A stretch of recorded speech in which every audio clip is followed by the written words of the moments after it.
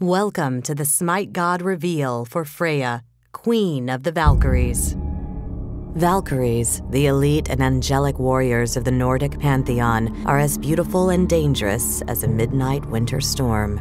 Yet, their queen, Freya, so irresistibly desirable, so uncompromising in warfare, make the Valkyries seem nothing more than plain paper dolls. She's the object of desire for every god, every man, and the envy of every woman. Even the frost giants crave her for their own, often devising devious plans to trick or force her into marriage. But Freya is proud and strong, with the cunning to escape her enemies and ruthlessly retaliate. Every rose bears thorns, but this one wields swords.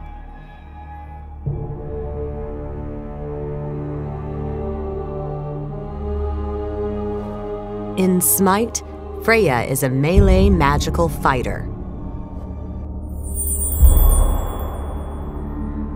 Freya's passive is called Breezing Amon's Blessing. Freya's necklace converts a percentage of her magical power to physical power, allowing her basic attacks to gain in strength as her magical power grows. Her first ability is called Irradiate.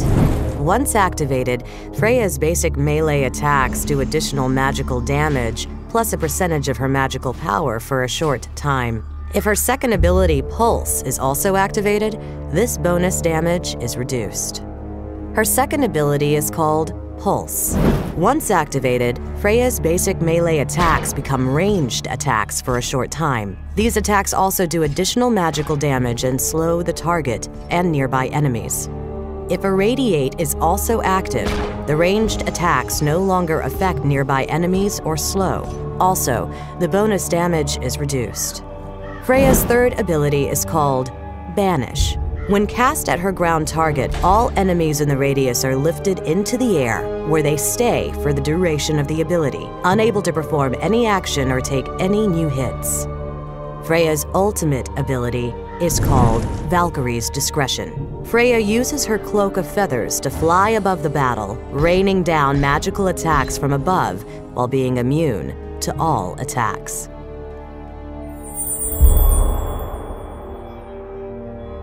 In this fight, Freya comes from the jungle and banishes Bastet. She then activates Pulse to start doing damage and slowing. Once Sobek flips Bastet, Freya activates Irradiate and kills Bastet where she lands.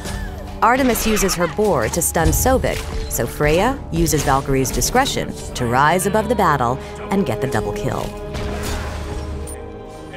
This fight starts with Anhur backed up to his tower as Freya initiates the fight with a Banish on Artemis.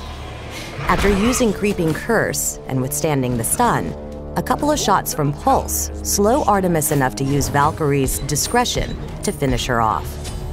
Turning her attention to Odin, Freya activates Irradiate for a few hits to get another double kill. In this fight, Freya comes out of the jungle again. This time, she leads with the area damage from Pulse, saving Valkyrie's Discretion for Ares' No Escape, making for a devastating combo for yet another double kill. In this final fight, Freya catches an enemy Freya in the jungle, and with a quick Banish and a pause to admire her catch, she secures a kill with a vicious 3 versus 1 gank.